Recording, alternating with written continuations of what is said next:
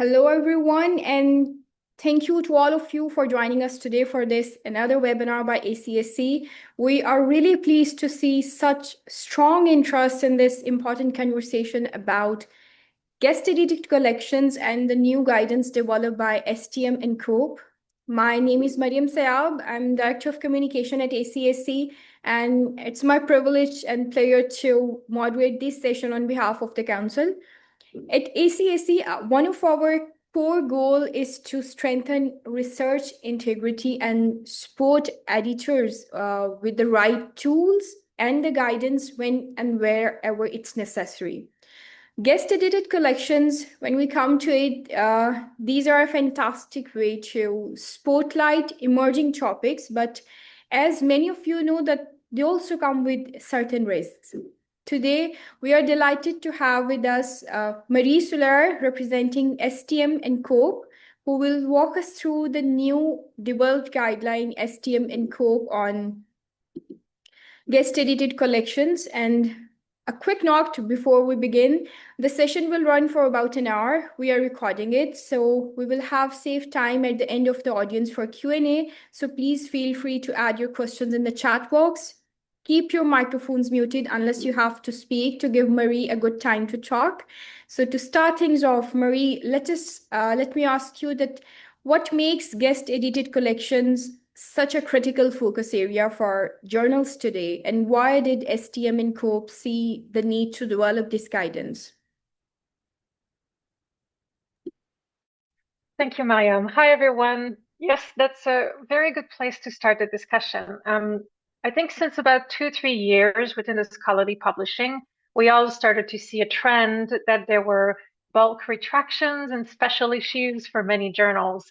And it seemed from this that the collections were being targeted by bad actors, paper mill companies, and different situations like this, and that there were weaknesses in the special issues that could be exploited.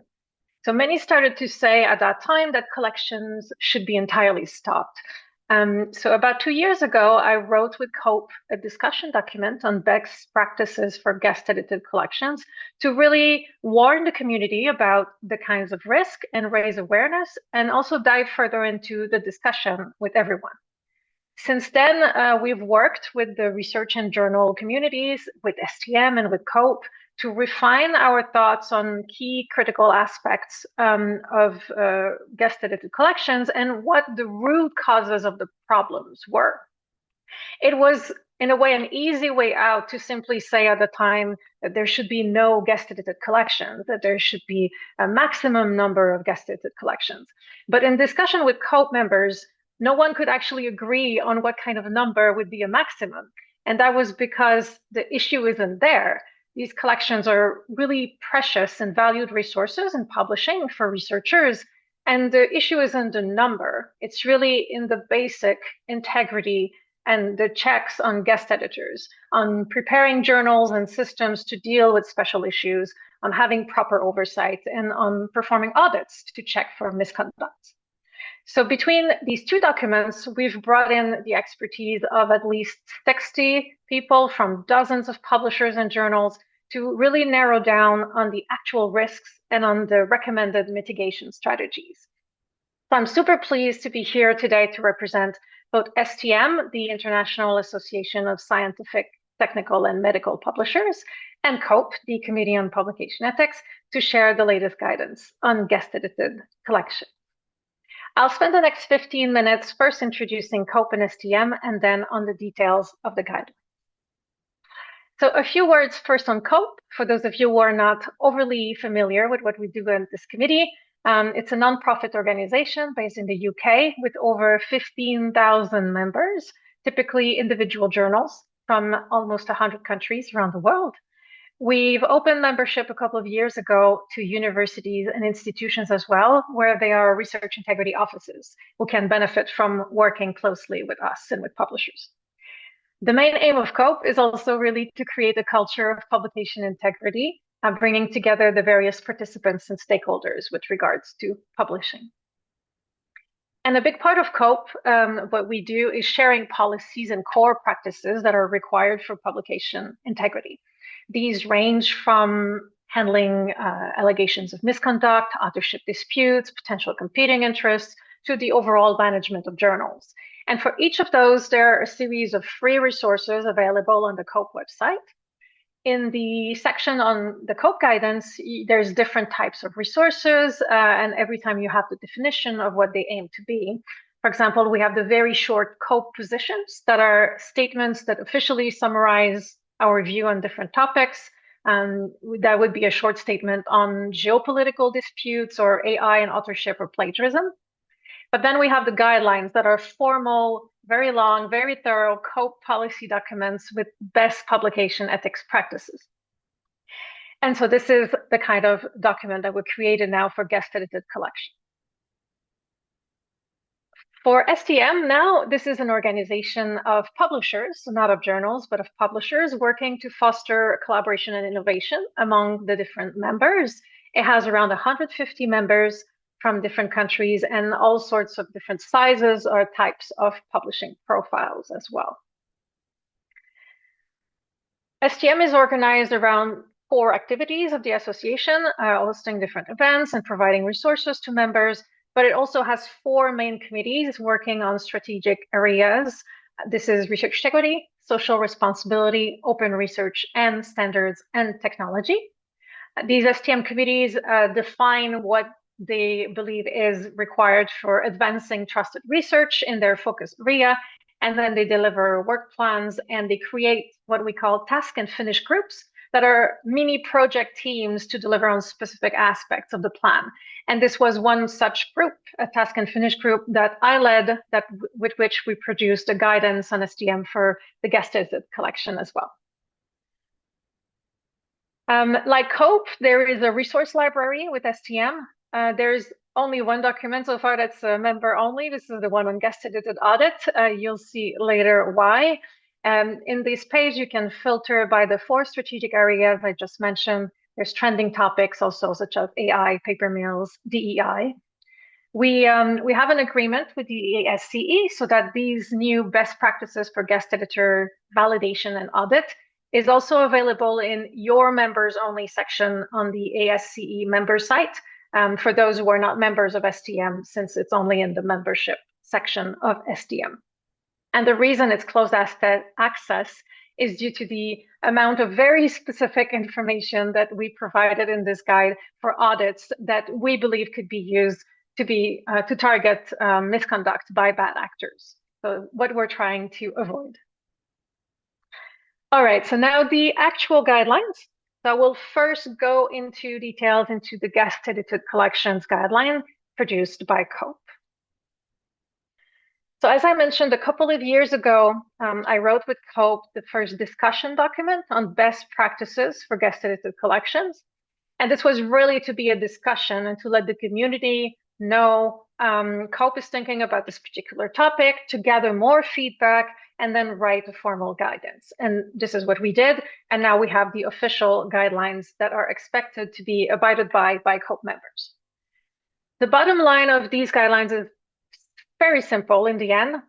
It's that in the context of the industry's growing awareness of several types of unethical practices, the guest edited collections must really undergo adequate scrutiny from editors, from journal teams, from publishers, to make sure that they maintain valid and support valid journal growth and community reach. Special issues and conference proceedings and such collections can be targeted by paper mill companies or just individual bad actors who want to commit some sort of misconduct. And the document goes into detail on what the main risks are. And really, the aim of this is to highlight that the output of guest edited collections has to be managed validly to ensure good and ethical publishing practices. In general, it just reminds everybody that the usual ethics and principles of a journal apply.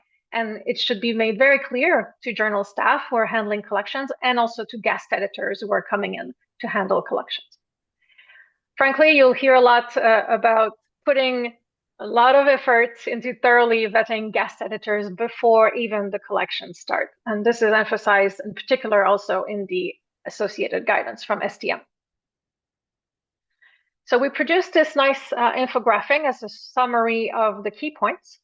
So the first is really the oversight by editors-in-chief. That's very important, and that they have the capacity to oversee all the content. And we recommend in the guide that if there's too much work, then either there should be, yes, some sort of limit on the number of collections, or to add more permanent editors or a co-chief editor to support them with this.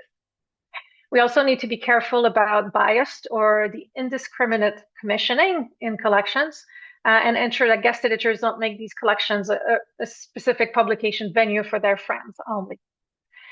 And we recommend that if there's a suspicion of unethical activity, there should be a stop in the peer review of the collection while this is being investigated. The aim is to ensure that there's no published article while this happens. In general, there should be monitoring of guest editors to prevent unethical behavior. And if there's doubt about anything that's happening with guest editors, you can have a board member, a permanent board member, work closely with them to support and also to monitor them.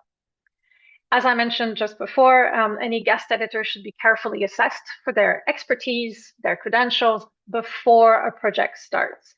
And in the STM guide, I'll go through the very specific details of what we recommend.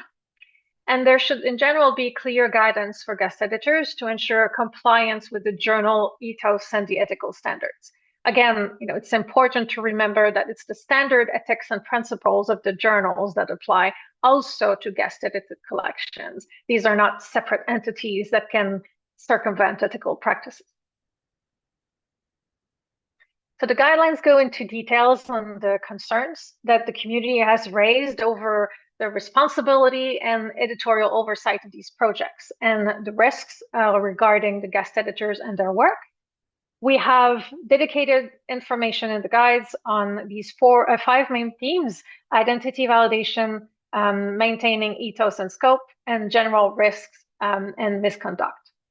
I'll quickly go over these five before going into risk mitigation. So guest editors who are responsible for the decisions should have experience in editing or at least reviewing scholarly articles. And if they don't have this experience, they should be trained or they should be supervised by an experienced academic editor. And we should verify whether guest editors have any kind of history of paper mill activity, peer review manipulation, by looking at post-publication comments or retractions. This is a recommendation. Several COPE members who are actually editors-in-chiefs of journals have noted that there's an increase in recent year in the number of spontaneous proposals for collections that they receive from people that they don't know. And so they suspect that these could be generated by AI tools, and they really recommend to spend extra time to vet these proposals as they might be linked to some sort of unethical practices.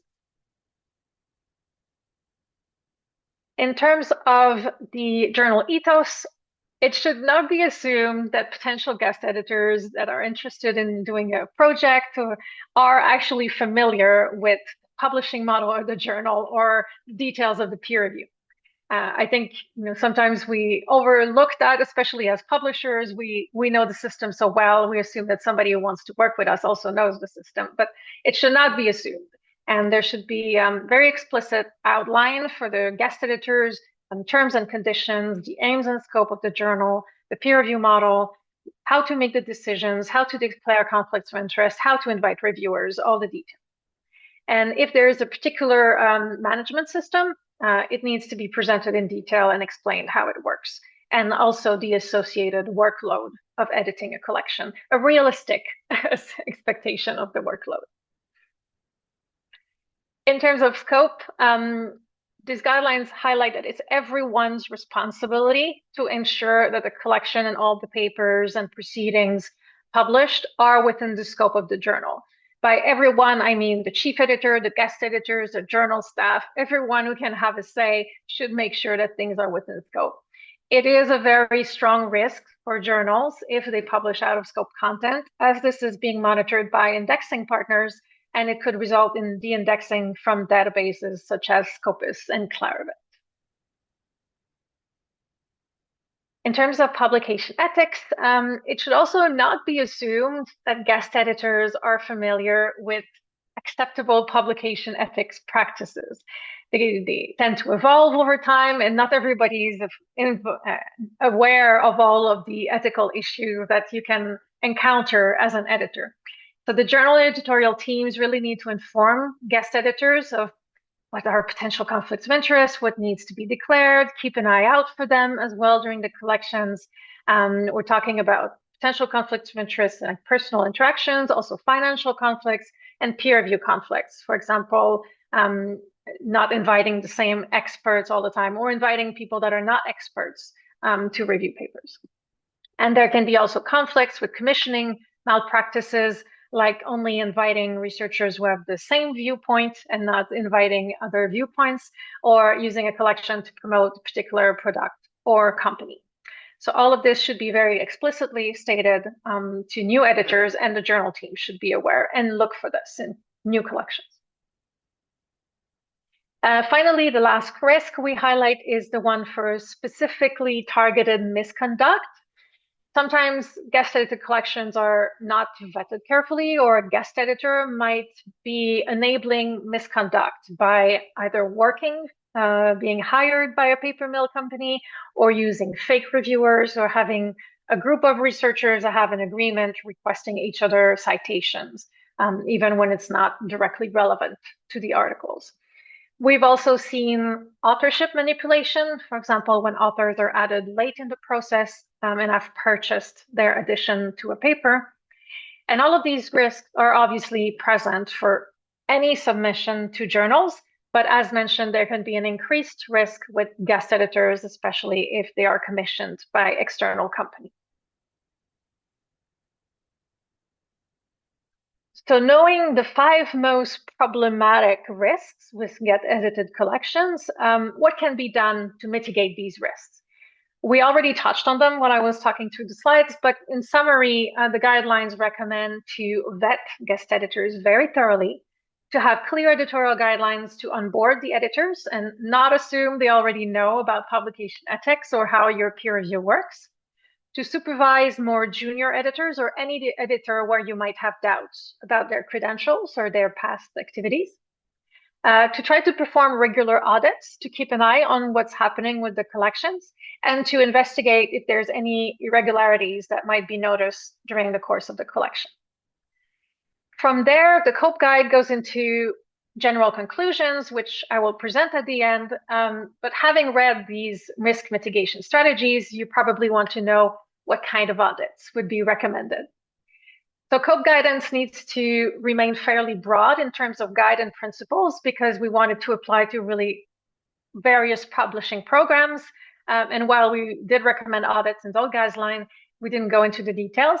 And this is where I started the Task and Finish group with STM to really go into all the details of how to do audits. So this guide is really a very detailed how-to guide on how to vet guest editors, how to audit the peer review of guest edited collections, how to look for overall patterns across journals doing these audits. These were released by STM and are also on the COPE website as an endorsed guidance. And as I said earlier, given the details it provides, it is only available in member-restricted sections of COPE, STM, ACSE, and a few other organizations at this point. So what does this guide include? This is the one figure in the guide to illustrate the 3 layers of checks that auditing that we recommend in this guide. So it's also a rough representation, as well as a funnel of the volume you would expect of each of these checks, because in most cases, you will first find issues, if any, when doing initial checks on guest editors, when you concentrate on individuals before even starting a collection. And these checks are more simple and straightforward, looking at a particular researcher's background, publication records, reports of misconduct, and the scope of their work and different things. And while this is touched on in the COPE guide, here we provide all the details. For example, it has a full page on how to assess a potential guest editor's publication record, looking at the number, the quality of publications, and Web of Science, Scopus, ORCID. You can also review the publication numbers to make sure they are realistic. For your field, check the publication venues of any journals that might be on a warning list or be known to be predatory journals. You can also look at the citation metrics. There can be some anomalous spikes that don't make sense or a lot of self-citations that can be reported. And it's important often to look at the CVs as well to cross-check editorial activities and if they are also on other journals. While it's good if they have some editorial work in the past, if somebody is on 15 different editorial boards, that's also a bit of something to consider.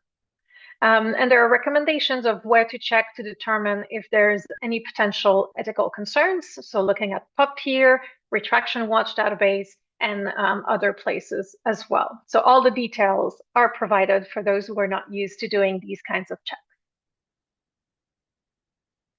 It also includes, after that, a recommendation on what to do if you do find issues with these individual checks.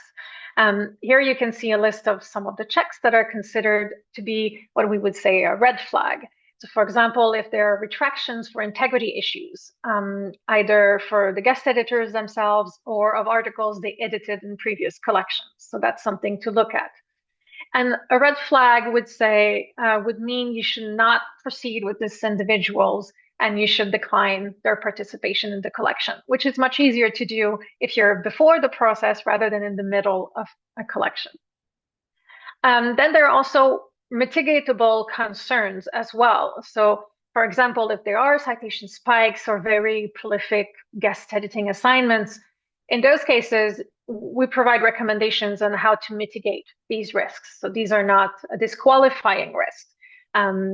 They overlap with recommendations from COPE on risk mitigation. For example, you can have a senior board member work with them on the collection to monitor their editorial practices if you have any doubt.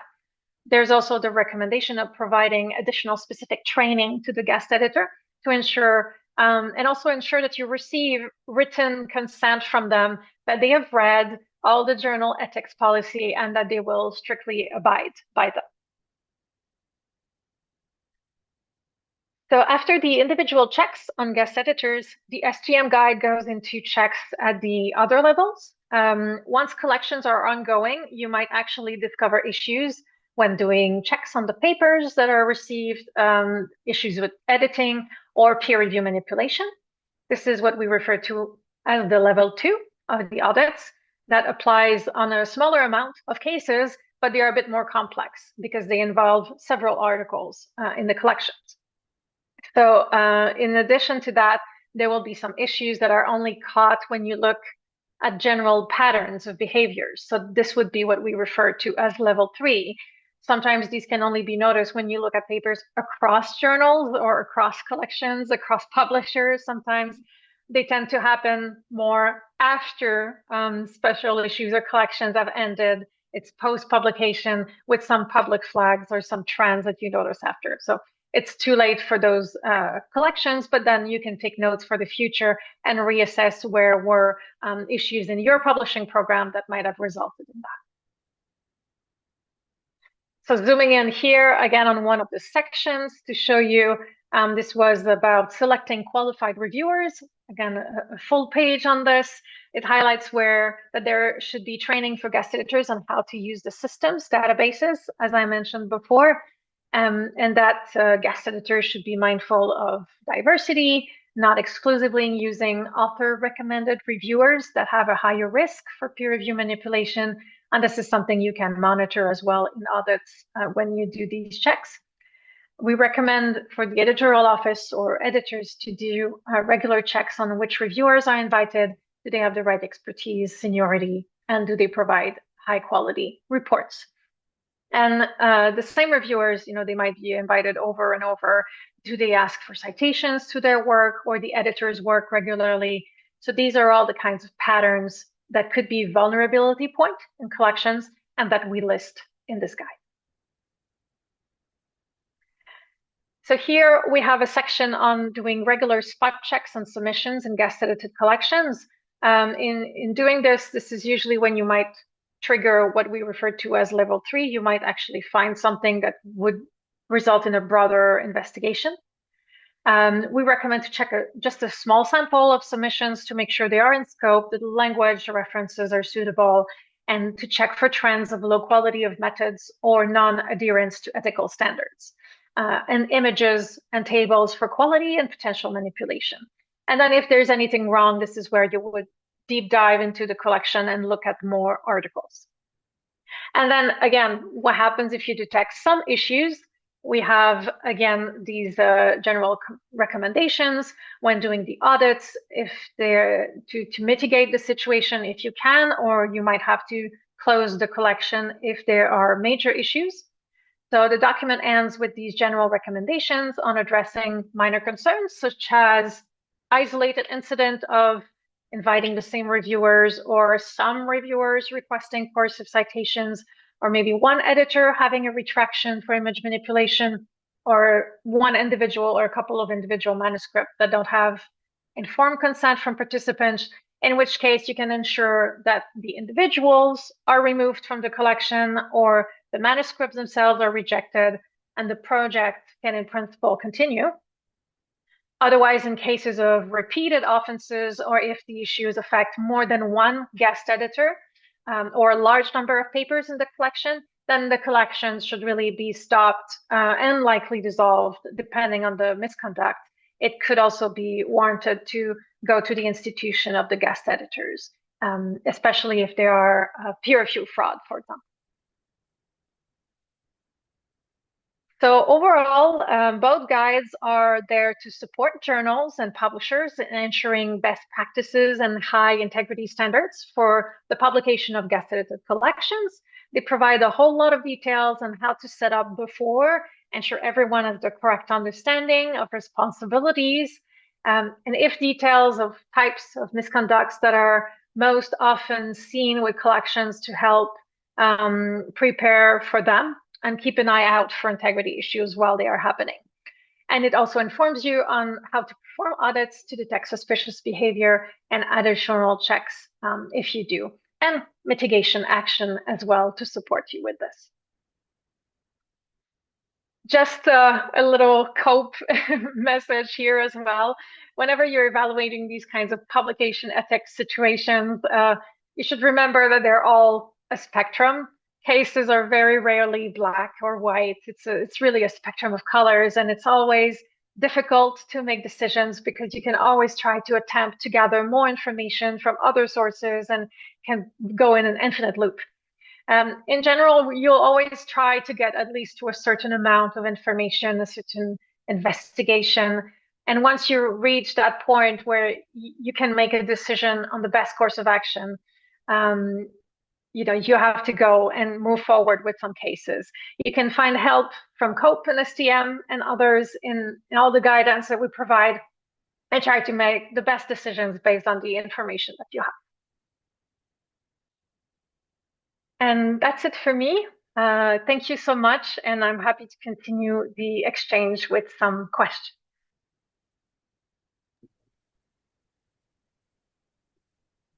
Thank you, Marie, for such a brief overview of the guide guest edited collections. Before we dive deeper for the pre-questions, I would like to check with the audience. Do anyone for you would like to go with on your question with Marie? And then we will attend the chat question. Thank you. Can I have a question? Hi, good evening, good afternoon to everyone.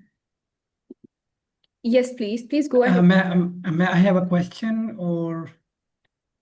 Yes, please go ahead. Okay, first of all, thank you to Dr. Maria for such an interesting topic. Today we are discussing about the guest editor's role and how the auditing goes on. I have a couple of questions, but I will just quickly go as I have sent a question as well. My first question is especially the time period. Like the guest editor validation, how long it will take? Let's suppose this is the general responsibility, publisher's responsibility, how this STM will ensure to validate or the audit, which the term used, the auditing of the guest editor. How long is the time period? Because it's a 3 layers of the in the 3 layers. So how long it will take to validate or audit the guest editor? And there is any specific Yeah, time there's any specific time frame for the validating the guest editor? so the recommendation is to do that more on an ongoing basis. Before you do any new guest edited collections, now that you have the guidelines, you should try to apply the guidelines to make sure any new guest editor who gets involved in collections looks has been audited, has been checked before. For the other levels of audits, looking at the peer review, looking at collections afterwards, these are also recommendations. We are very much aware that not all journals, not all editors have the time or the capacity to do that, especially across different collections. So this is more, again, a recommendation. The amount of time you can devote to checking your journals is the amount of time that you can. There's no time frame for looking back or looking forward at collections in the past, and STM or COPE are not going to go and look at your journals and your collections to audit them. So it's really for you to help you make sure that your journals have the right level of integrity and to prevent fraud for the future. Thank you for answer. But I have a very quick second question as well here, which I mentioned in my message over here, because some of the journal, even is a big publishers, which I'm talking about, and the role of the guest editor is very limited while collecting the submissions, even because the journal is giving them just the role to collect the papers for their publishers or the journal, where most of the responsibility still goes to the journal's main editor-in-chief and their staff. But what I have seen, or we have seen, I have been witness for these things by myself as well, where a guest editor held accountable for maintaining the quality, where his job is only to collect the paper, where review the rest of the whole process, the bunch of the steps, the ton of the steps taken by the journal staff by themselves. So I would also maybe suggest or recommend, if the COPE has a very strict things for the publisher, those why they go and target or held accountable only the guest editor, where they have not such responsibility. No, that's correct. The COPE guidelines is quite specific that the responsibility is with the chief editor of the journal, so that the chief editor have to make sure that the guest editors do their role properly, basically. So it does realign the responsibilities to make sure the editorial team with the journal, the chief editor, and the guest editors are responsible for certain things, but ultimately it's the chief editor who's held responsible for any issues with the guest edited collections. And that's what we have witnessed, where the guest editor is just escaping, and they make a scapegoat of the guest editor. The guest editor become the scapegoat. Because there are other people also, they might have a question. Once again, thank you very much. But I have, because these things been in my mind for a quite long time, because nowadays a lot of journals and a lot of papers going through a retracting process. Okay. Mm-hmm. So what the question is my mind, are the copies also going to punish the journals as well, because they are collecting tons of money? Because when they are talking about the ethics, when they're retracting the paper, at the same time they're also collecting tons of money. Why they don't return the money to the authors? When they receive the money, after 1 year, 2 years, the paper has been retracted. So is the COPE can punish those kind of publishers at least, or make them too responsible to return the money to their owners when they're retracting the papers? Mm-hmm. Thank you. That's a good question. So COPE doesn't go there. I would say COPE would be more punishing journals if they don't follow ethical practices and they don't retract papers that are invalid in a situation like this. There is, however, obviously, if a journal has a lot of retractions or they don't follow certain ethical practices, then they might get de-indexed by Scopus and Clarivate, which then has very important consequences for the journals in terms of submissions, in terms of what they can publish. So it's very important for the journals to follow ethical guidance. In some cases, it will be retractions, but as you're saying, if there are a lot of retractions, clearly the journals should look back and see what they have been doing incorrectly and not push for more publications to get more money that are going to end up being retracted. There are some publishers who have a policy that retractions that are not for misconduct, they do refund the authors or offer a free next publication if it's for for issues that the authors themselves have found some mistakes in the articles, or if it's outside their control. It could be peer review manipulation that the authors had nothing to do with. So some publishers also offer these. So that's something to consider. Thank you, Marie. Now I want to jump quickly to one of the questions from chats.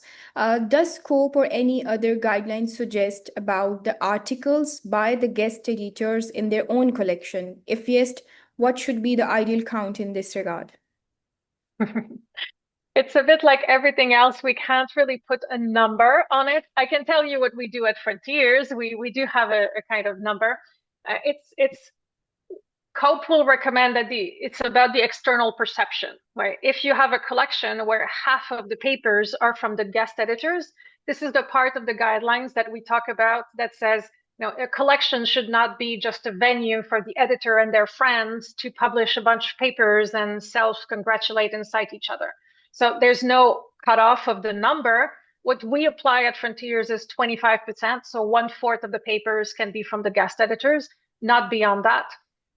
So that's a number I would recommend because I know it works well for our collections, but COPE did not put a number. It's really for then every journal or publisher to get a sense of what they feel is reasonable and have clear guidance for the guest editors on what is acceptable or not. So in general, I'd say not more than 1/4 or 1/3. Otherwise, it becomes like it's the majority of the collections is from the guest editors themselves. This is not a collection. It's the venue for themselves. Exactly. Moving forward, do we have any on air next question, or should we go with the chat questions? Anyone would like to ask the question on air to Marie?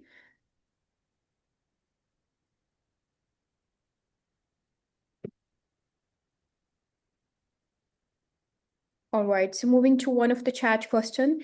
AI-assisted writing is allowed only under human control. The author should take responsibility of the manuscript by AI. I'm confused. Is it reasonable? Someone created an article using AI and signed their own name. Although it may seem to meet the standard, does it not comply with publication ethics? That's a good question. We have a separate guide on this. Both COPE and STM have guidance on writing of articles by AI and what is permitted. This really, at this point, depends also on the publishers. From the COPE perspective, it's valid to use AI to write an article as long as the authors, yes, take responsibility and are accountable for the content. Because what we know right now with AI, and there's more and more evidence, there's a lot of fake content that is created. There's a lot of hallucinations. It will make a summary of a paper and put the citation. It will not match, or it will be a completely fake citation. So there's actually a lot of work to do from the authors to validate whatever has been written by AI. And if they don't do it properly, it will be caught or can get rejected very easily. Certain journals and certain publishers will have a guide on what the authors are allowed to do in terms of can they generate images, can they generate text. At this point, the majority of publishers do allow it as long as, yes, everything is properly validated by the authors and that the AI system is not listed as an author. That's also a clear guide from COPE. AI cannot be an author because it's not a legal entity. It cannot be accountable and it cannot be responsible for the research. So yes, the humans are still accountable and responsible. You have to make sure that every single line in the paper written by AI is valid.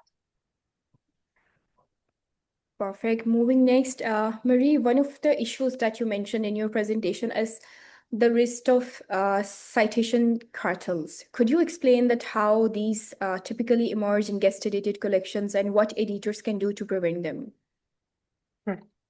Yes, that's an interesting one. Citation cartels are typically when a group of researchers comes together in an agreement to cite each other's papers. And this obviously tends to happen in collections also if they're all submitting to the same issue and they all cite each other's papers. And this type of behavior can be done independently from collections, but it is more common in collections. And to prevent this, it's important to have clear guidelines for the guest editors that they should not request their own citations to be added by the authors without a valid justification. Sometimes it is absolutely valid, we understand that, but in general, these tend to come and add 6 of my citations rather than 1 or 2. And they should make sure that reviewers don't do this as well. So already having this in your guidelines to the guest editors, they will be warned that the journal might look at this and not allow this. So already that adds a layer of risk mitigation. And it should also be recommended that they seek reviewers that are outside their immediate networks. So these would be kind of 3 practices that can help journals to try to mitigate this. We can also look during the peer review at any links between authors, reviewer, editors, but this is more down the road, and look at the citation patterns. So there's also additional details on how to look at that more specifically in the STM guide for those who are interested. Exactly. The guidance that you shared, it also emphasized on the importance of carefully vetting guest editors. So from your perspective, writing these guidelines, what are the most important checks a journal should carry out before commissioning a guest editor? Yes, I think you really need to make sure you validate the credentials and look at the CV, look at that it matches. If they list an institutions in their CV that you can't find online, that's also a problem. So you need to really make sure that they work at the institution they claim they do, and that their expertise is suited to the collection they are proposing to host and to the journal. Again, the scope issue is something that really, really needs a lot of assessment from the editors-in-chief and the journal teams, because it's really risky for journals to get de-indexed. And they need to have the right level of academic seniority, with some editorial appointments that they're going to do. It was mentioned that not all guest editors are going to be editing papers, so then the level of credentials is different. So as long as it's very clear to you, if they are commissioning papers, they can be more junior, but if they are editing papers, they either need to be a bit more senior or be fully trained on how to edit papers. Yeah, so that would be really the main things. There's, again, in the STM guide, all the details on looking at Google Scholar, ORCID, Retraction Watch, PubPeer, all of these details to look at the details of how to vet guest editors. But I'd say these 3 would be the main important points. Another point, Marie, that I want to reflect with you, that recurring concern in peer review fraud, especially in special issues and guest edited collections. So according to the guidelines, that what safeguards can journal put in place to strengthen integrity in peer review? Yes, so there are 2 types of peer review fraud that are the most common. One is the suggestion of names of reviewers that have fake email addresses that allow authors of submissions or their co-authors or the editor to review their own manuscripts. So this one is fairly easy to safeguard from by either not asking for reviewer names from the authors, or if you do get recommendations, then you search yourself for the valid email address for the individual. So make sure that you find the right valid email address that for this researcher that has been recommended. So either not use them or find yourself the email. So it's really about fake emails in this case. And the second main type of peer review fraud is the formation of these networks of peer reviewers, researchers, where they review, they accept each other's contributions. And a lot of the peer review process for a lot of journals, you don't know who reviewed, you don't know who edited, it's not public information. So it can be difficult to find. Then you have publishers like Frontiers and a few others that publish editor and reviewer names, and then it starts to come up. So you can start to see that this person edited or reviewed each other's papers, and this is posted publicly. So a lot of it is starting to come out. They can be more easily detected like that. But then if you are looking at a collection, you can find this information about these editors and reviewers because it's starting to come out from other publishers. So sometimes looking at the past collaborations and more details is the best way to look at this one. It's not too different than audits for citation cartels. By doing some checks, you can in the collaborations, you can usually detect one or the other of the patterns. I do agree that the guidance that you shared, that it also suggests that halting a guest editor collection if there are active investigations into misconduct. So that can be a tricky in practice, especially when deadlines or ongoing works are involved. So how do you think that editors should approach this situation? Yes, this is something that individual journals will need to figure out how to do in their individual systems. At Frontiers, we have a final validation stage where the editorial office and our internal teams do integrity checks before acceptance. And so it's relatively easy to ensure that all the papers in a collection, if it's being investigated, will stop at that stage. So in that framework, in that process, it is easy. But different systems might have other features that will allow them to stop the process at other places. It could be that you'll have to reassign all the manuscripts to a managing editor or the chief editor to make sure that the guest editors don't do anything for a little while. So it's something to assess within the system internally. The aim is really to ensure that while you're investigating a collection, no paper gets published. You don't want anything that might have problematic integrity issues to be published and get into the public domain and then needs to be retracted a couple of weeks or months later. That's really what you're trying to avoid there. If there are some strict deadlines for the collection, then the investigation should be prioritized so you can make sure the papers don't get held too long and you might meet the deadline if in the end it turns out that the things are okay. So I would say to figure it out within the workflow, there's a good place to stop.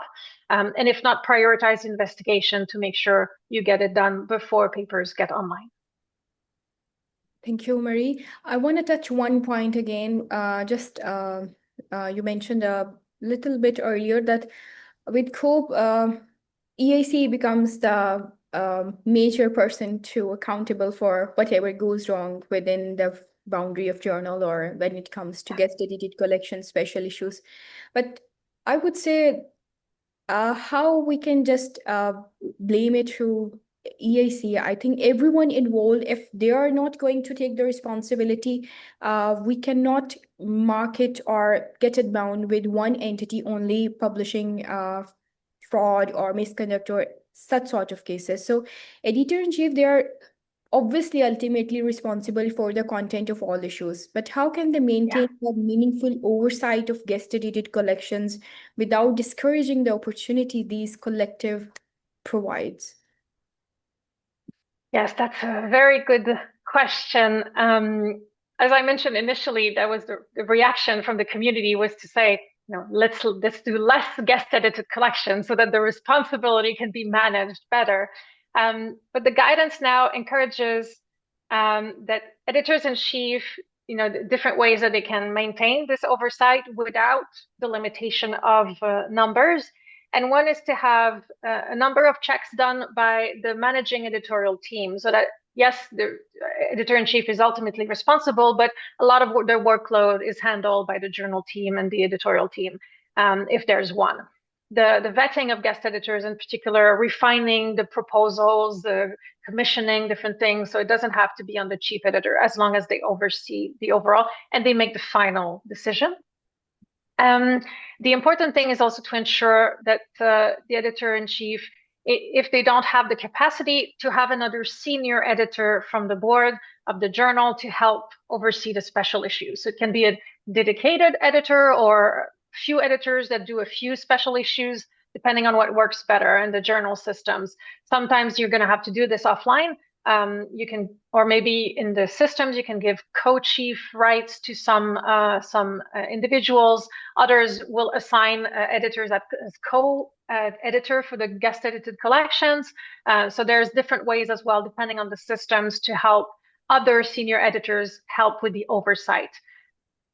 So these would be all ways that chief editors can be supported in maintaining this integrity and this responsibility over all the collection. I think with AI going to be involved too much in the system, I guess that we should share the whole responsibility with everyone. If we enjoy the reputation of a journal, we should face criticism on the same level. Either it's ACSE, it's the managing editor, it's the associate editor, or the reviewer boundary. If anyone involved in the process gets responsible, the system will automatically correct, because any misconduct case, any problem with the peer review or guest edited collection, if anyone else has been introduced into the same label, so automatically the cabinet becomes more and more responsible. So before going to take a few questions from chat, do we have any on-air question with Marie? A few last questions before we wrap up this session. If you have any question, please raise your hand. And I would please. I have a question. Yes, please. Please keep it short so that we can move to the rest of the questions as well. Yeah, very straightforward question. Because the COPE policies are discussing and maybe you are still working on it. So may I ask the question, can the guest editor be the person from the only exclusively from the academic, or could be from the industry as well? Because we have witnessed this. There are many people from the industry, very experts, having the experience. So the industry people can also be the guest editor? Yes, you can. There's a recommendation to be mindful of conflicts of interest. So if the person works for a particular company from the industry, and they expect a lot of papers that are also going to have to do with the work that they do in the industry, there should be one academic editor with them who can handle those papers without a conflict of interest. So they can. We would recommend to put a disclaimer on the guest edited collection saying this person is hired by Roche or by whichever pharmaceutical company or another industry. Just a disclaimer to help with that, and then making sure they don't handle papers where they have a financial conflict of interest. All right. So moving to the next question, Ade, you have raised your hand. What's your question? Adi, can you unmute yourself and ask the question? All right, moving to next. Hello, ma'am. Yes. Hello, Marie. Nice to meet Hi. you. Hi. And my question is a little bit a bit long. I am Lin Hui from Fudan University from Shanghai. And my question is, what is the attitude of COPE to derivative works if an author publishes his article in English and use a non-OA model, just like the subscription model, then the author translates his article in another language. Coincidentally, the two journals are all indexed in such as Scopus. So is it a kind of malpractice, such as duplicate publication or duplicate submission, or it is coincidence with the standard of COPE? So this is my question. Thank you so much. Yeah, I can share with Mariam, and she can share the link afterwards. It's not against COPE guidelines. There are a few things to keep in mind if you have a full article that you translate and you want to publish in another language. It includes citing the original article, and obviously if you reuse some of the figures and things like that, and the article is not published open access, so there are copyright issues. So you might need to request the rights to your own image to be able to republish it in another journal. So there will be copyright consideration and citing the original source. These would be the two main things. I'll make sure I send you a link to the details of how to deal with this. But it is not against COPE guidelines as long as you follow these criteria. Okay, I get it. Thank you so much. Okay, can I ask my question now? Yes. Okay, I'm looking for a senior editor that I can collaborate with so that, because I'm just an undergraduate that just finished my BSc program. So I need a senior editor that I can work under. I've written some manuscripts, but I need an editor that can vet them, go through them, and see if it complies with the rules and some of the things that we say there. Thank you.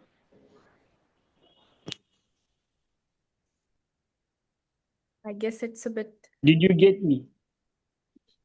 Yes, I think that's something. I don't know if ACSE provides some mentorship programs or things like that. Yeah. Okay, yeah, thank you. Perfect. So moving towards the next, Muhammad Hamid, you have raised your hand. What's your question? Sorry, thank you so much, Mary, for your presentation. And I already put my question in the chat box, but I can ask it. It might be confused for me. There is a section editor and guest editor. Because I saw in some journals there is a section editor, and in some journals there is a section editor or guest journal. Are they the same or they have different roles? Thank you so much. To my knowledge, they would have different roles. So again, I'll use the example of Frontiers because that's where I work and I know.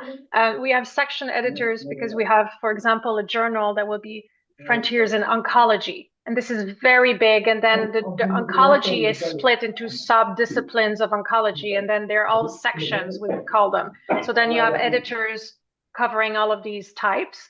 Guest editors would really be somebody who comes just for a collection. They could be a collection associated with a conference, they could be proceedings, or they could be just a very subtopic or a new hot topic in the field.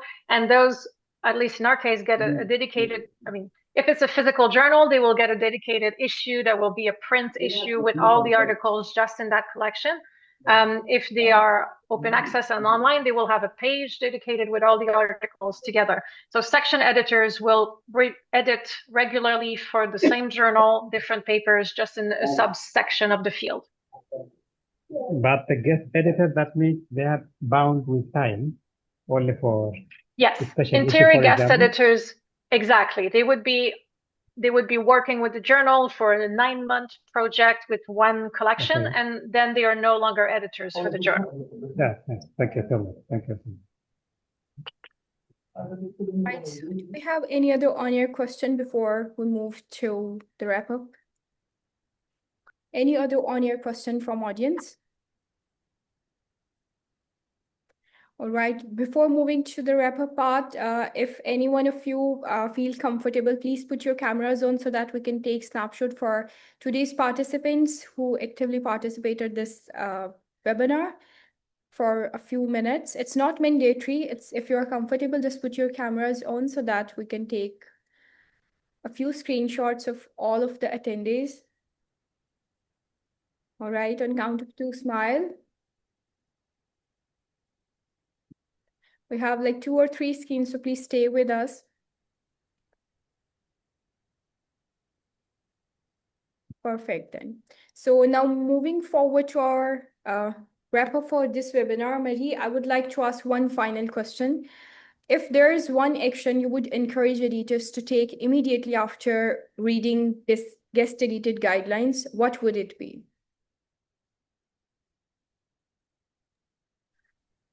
Well, one thing we can clearly see is that if somebody gets used to seeing a lot of cases of misconduct, they are more acquainted with this. They know what to look for. They know what kind of checks. You know, obviously these guidelines are very thorough, but there's a lot of things to do. And if it's something that you're not familiar with doing, maybe you don't like doing that either, it can be a bit complicated. So what I would recommend is that really every journal has a particular editor or an assistant who would do these kinds of validations and audits and checks. So if you as an editor are really interested in integrity and misconduct, and you have a keen eye for the patterns, and you can volunteer with your journal to do this and to help maintain the integrity of the entire journal. And otherwise, you can raise this with your journal, your publisher, to discuss who could be the right person to do these dedicated checks and to help maintain the integrity of collections moving forward. Perfect. Thank you so much, Marie, for your time and insights. And thanks to all of the participants for joining us today. Guest edited collection, they are like another valuable part of publishing. And today's very webinar and all of the discussion really underscored how important it is to manage them with integrity. On behalf of the council, I would like to thank you all again and encourage you to explore the STM and COPE guidance further. If you are an ACSE member or you want access to the STM and COPE guidance for guest edited collection, please feel free to email us at acse@theacse.com. I have also added the same in the chat box, so just email us and we will get you back with the password protected guidelines prepared by STM and COPE. And we'll look forward to seeing you all in our upcoming events. Until then, goodbye and take care. Thank you so much. Goodbye. Thank you. Thank you so much. Bye.